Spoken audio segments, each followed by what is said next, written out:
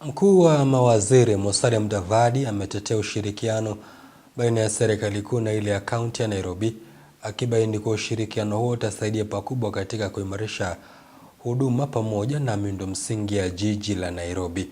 Kulingana na Mudavadi, kupitia ushirikiano huo, Nairobi itapokea takriban bilioni 80 za maendeleo, fedha ambazo zitatumika kushughulikia changamoto kama vile utovu wa usalama,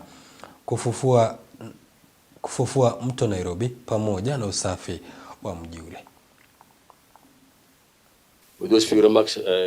Akizungumza alipofika mbele ya kamati ya seneti ya ugatuzi na uhusiano wa serikali za mikoa, mkuu wa mawaziri Musalia Mudavadi ametetea ushirikiano kati ya kaunti ya Nairobi na serikali ya kitaifa, akidai kuwa ushirikiano huo utasaidia pakubwa kuliendeleza jiji la Nairobi.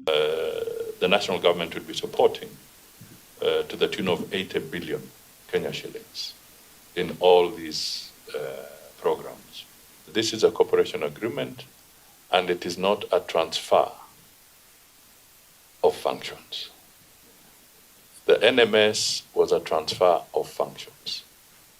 This one is not a transfer. Kulingana na Mudavadi, kupitia ushirikiano huu na utakaodumu kwa takriban miezi 24, kaunti ya Nairobi itapokea takriban bilioni 80 ya kuendeleza miradi ya maendeleo na kuimarisha utoaji huduma.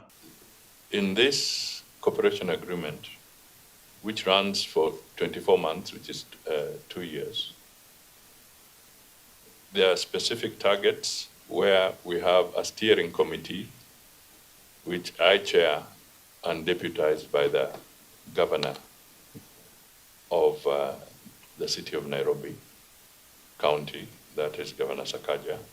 Then we have the implementation committee, which is chaired by the governor himself.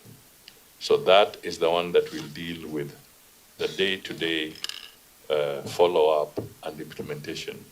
Mudavadi akiweka wazi kuwa hakuna majukumu yoyote ya kaunti yatahamishwa hadi kwa serikali kuu, huku akieleza baadhi ya changamoto zitakazoangaziwa ili kuboresha Nairobi, zaidi ya shilingi bilioni 50 zikitengwa kwa ajili ya kusafisha mto Nairobi. We have developed concept notes which we are calling white papers, and we've given a synopsis of each.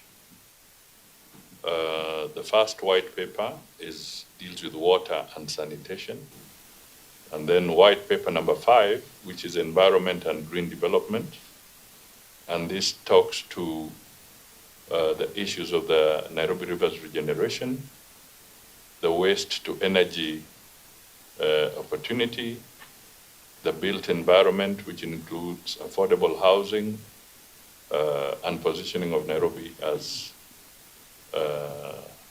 a city that can benefit from green finance. Then we have the white paper number 6, which talks of flood resilience. Kupitia ushirikiano huo, kitengo maalum cha polisi kinatarajiwa kuanzishwa ili kuimarisha usalama jijini Nairobi. James Mwangi, Undugu TV.